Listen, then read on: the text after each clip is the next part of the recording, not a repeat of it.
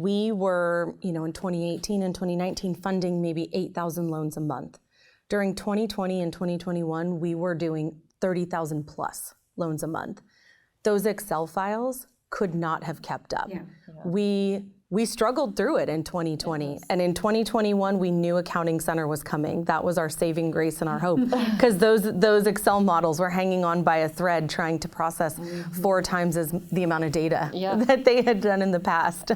Really, it wasn't scalable. There was just no way we could continue. Not only that, it's prone to errors and calculation, formula disruptions and calculation errors. And so really this allowed us to be even more precise. We actually, as we parallel tested, found that the Accounting Center results were more accurate and more precise than what we were doing previously manually, which isn't a surprise, but still is shocking when you really, see that in front of you.